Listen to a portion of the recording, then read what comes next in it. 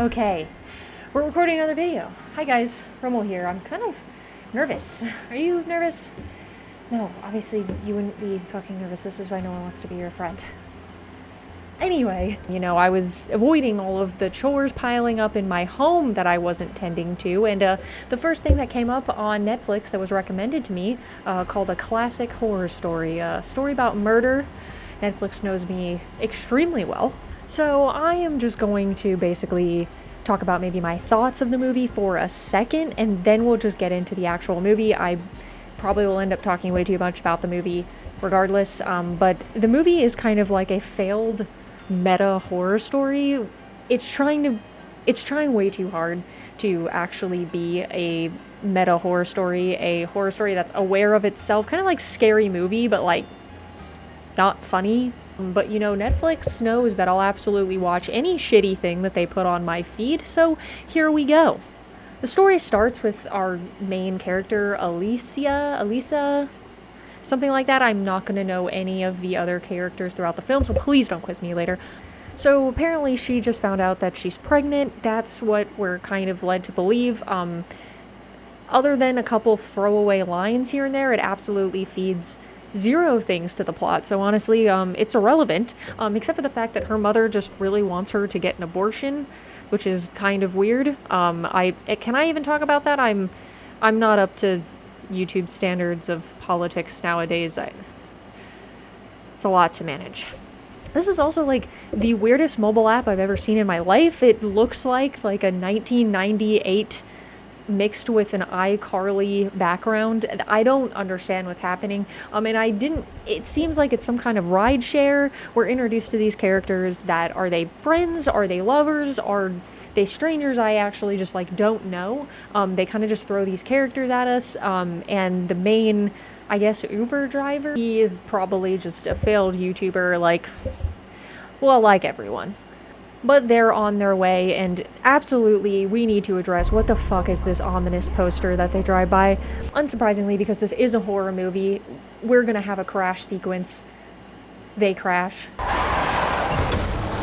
And then we come to right after the crash, apparently, but it's absolutely broad daylight, and no one references it. No one mentions the fact that it's absolutely broad daylight. It takes quite a minute. I understand that you're kind of traumatized from a crash that could have just happened, but guys, it was in the middle of the night and none of you lost consciousness, and suddenly it's day.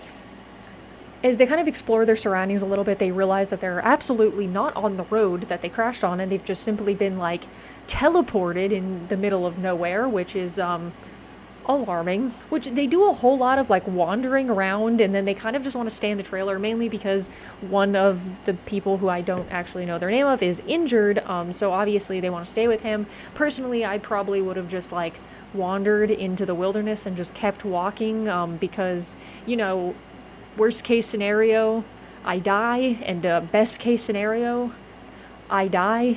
So obviously it's nighttime, and we all know that horror movies can really only do shit in the nighttime.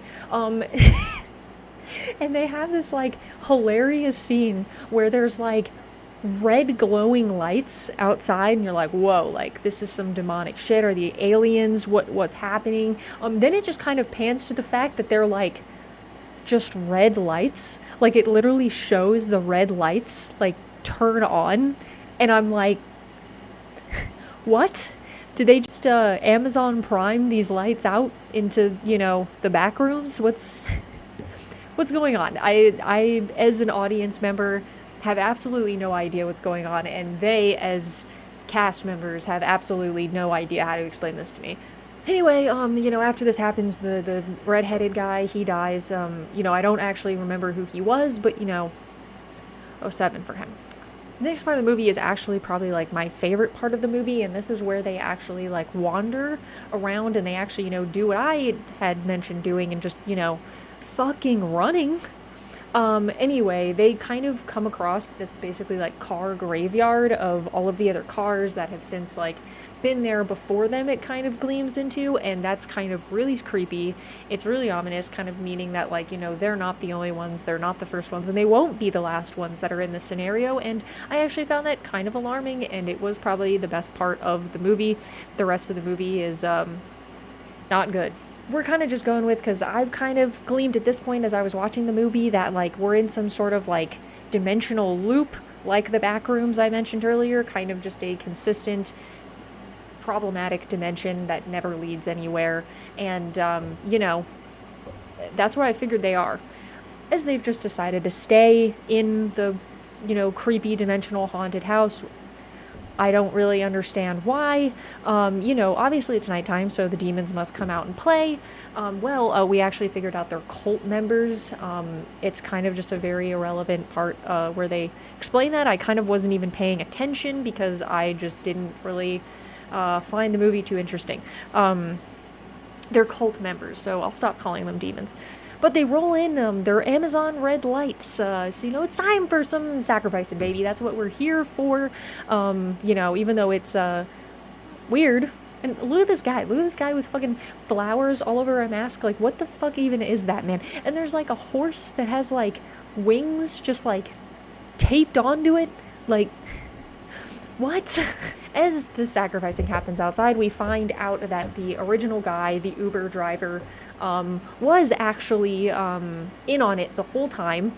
So, you know, whoa, that's a huge twist, guys, huge twist. You know, except there is still 45 minutes left in the fucking movie, so I'm thinking that there's going to be a lot of extra bullshit happening. So they take our final girl back, and we find out that they've basically been filming her the entire time, some cabin in the woods kind of energy, if you would.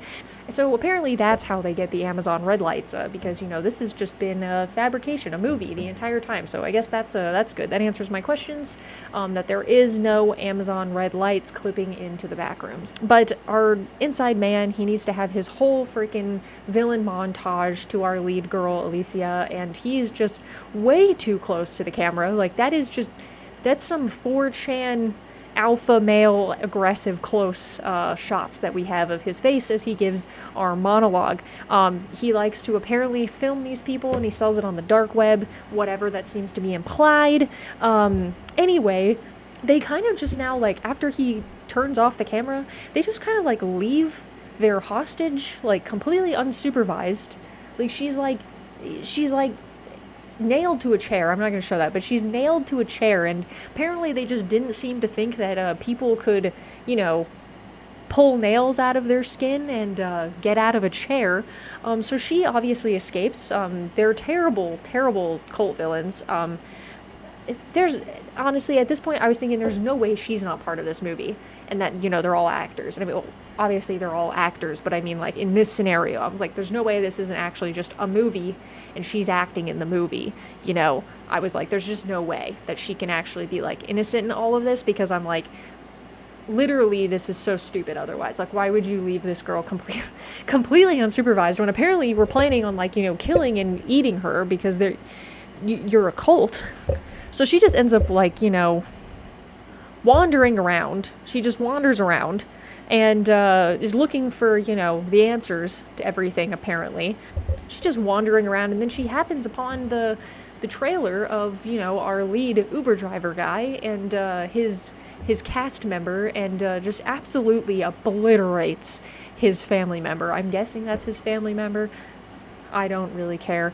So anyways, you know, she's shot somebody now, and no one's coming to aid. So, I mean, like, the guards here are, like, worse than Epstein's cell. Am I right?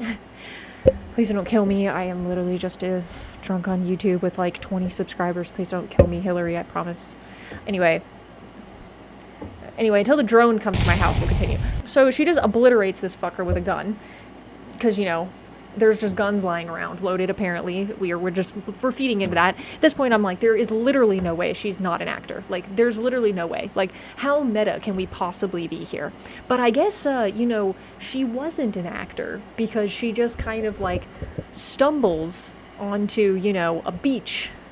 And there's just people on the beach that obviously seem shocked to see a woman covered in blood on the beach. And what appears to be Italy based on the language that they've been speaking the whole time.